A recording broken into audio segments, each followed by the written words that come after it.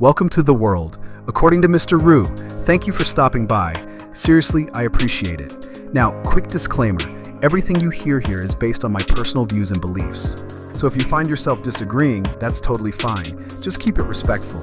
Translation: no need to rage in the comments, we're all adults here, mostly. This channel is all about inspiring, uplifting, amusing, and yes, entertaining you all while doing things that bring me joy. Think of it as a mix between a pep talk, a comedy variety show, and a reality check. And hey, if you like what you hear and want more of my perspective, don't forget to hit that subscribe button. Because let's be honest, you don't want to miss out on my next rant, story, or random wisdom nugget. Alright, enough of the intro, let's dive in. Today's topic is no pension, small social security, is it too late to invest after 50? This is a subject I know I think about often. So I imagine if I'm thinking about it, I can imagine others are as well.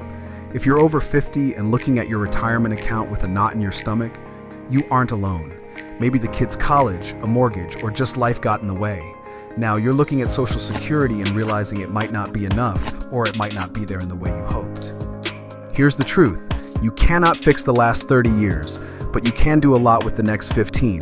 Today we're looking at a realistic catch-up blueprint for those starting late. I'm not a licensed financial planner or advisor. These are my actions I have taken from personal experiences. Strategy 1. The catch-up contribution. If you have a workplace 401k, use the catch-up provision.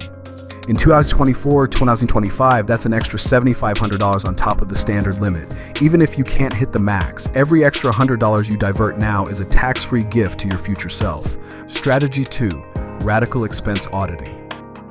When Social Security is lean, your biggest lever is your burn rate. Look at the big three: housing, transportation, and insurance. Could you downsize now while the market is strong? Could you trade the car payment for a reliable used vehicle? Lowering your cost of living today allows you to save aggressively without feeling deprived. Strategy 3. The lifestyle bridge. The 65 and done model is fading. Consider a lifestyle bridge, working part-time in a field you enjoy from age 65 to 70. This does two things. It keeps you from dipping into your principal, and it allows your Social Security benefit to grow by roughly 8% for every year you delay taking it past your full retirement age. Strategy 4.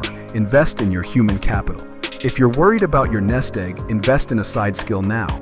Whether it's consulting, bookkeeping, or a trade, having a micro business ensures you aren't 100% dependent on a government check or a volatile stock market. In closing, the worst thing you can do is do nothing because you feel overwhelmed. Start today. Pick one recurring expense to cut and move that money into a high-yield savings or retirement account. I want to hear from you. What is your biggest fear about retiring in the next 10 years? Drop a comment below and let's figure this out together. I have also attached some trusted tools resources in the description that I believe are useful for everyone watching this video.